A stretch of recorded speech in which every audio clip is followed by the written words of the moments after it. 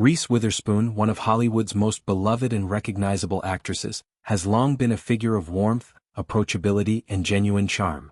Known for her roles in films like Legally Blonde, Walk the Line, and Big Little Lies, she has cultivated an image that feels accessible to fans. Someone who might actually connect on a personal level. However, this very relatability has unfortunately made her a prime target for cybercriminals and scammers who exploit celebrity personas for profit and manipulation. In a recent heartfelt video message shared publicly, the 49-year-old star directly addressed a troubling wave of impersonation scams targeting her admirers, urging them to stay vigilant and emphasizing that she would never engage in the behaviors the fraudsters were mimicking.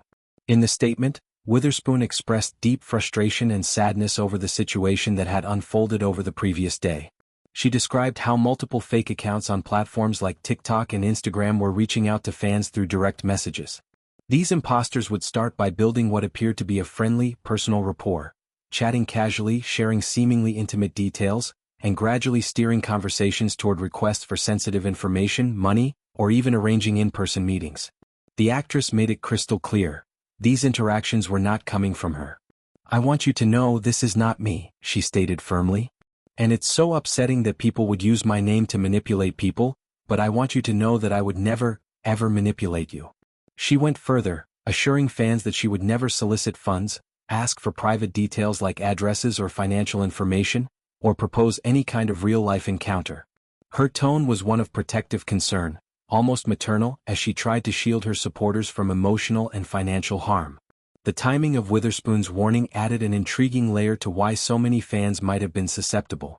Just months earlier, she had collaborated with acclaimed thriller author Harlan Coben on a best-selling novel titled Gone Before Goodbye.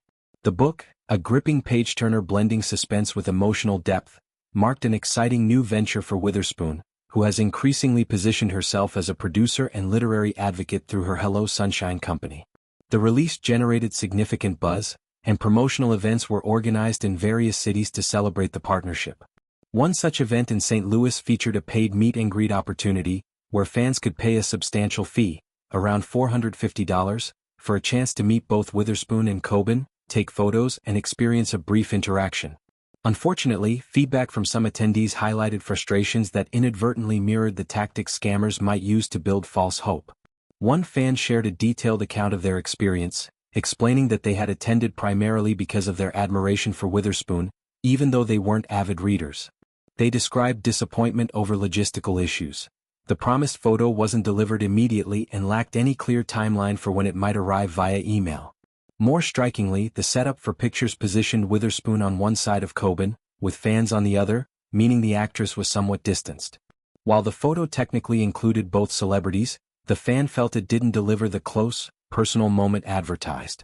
Interaction was minimal. Harlan greeted warmly and asked how they were, but Witherspoon largely smiled from afar without speaking much.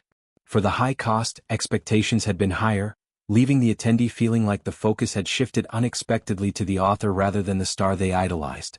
This kind of letdown, paying for a rare, coveted connection only to feel slightly shortchanged, can create vulnerability. Scammers thrive on exploiting desires for closeness to celebrities, especially when real-life interactions feel impersonal or limited.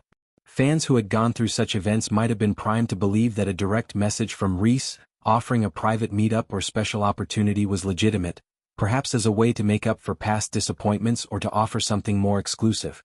The impersonators could pose as apologetic for the distant public appearances, promising a more intimate experience if only the fan would share details or send a small booking fee. Witherspoon's warning came at a moment when these connections were fresh in people's minds, leading many who had attended similar promotions to immediately understand how the fraud could succeed.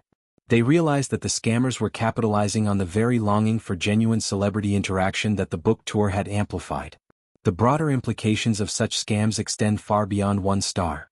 Celebrity impersonation fraud has become increasingly sophisticated, often involving deepfake videos, stolen photos, and scripted conversations that mimic the celebrity's voice and mannerisms. Witherspoon's case highlights how even well-intentioned fans, driven by admiration and a desire for validation from someone they look up to, can fall victim. The emotional toll is significant. People not only lose money but also feel betrayed, embarrassed, and less trusting.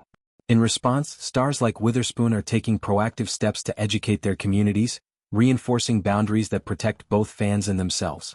Her message serves as a reminder of the difference between public personas and private realities.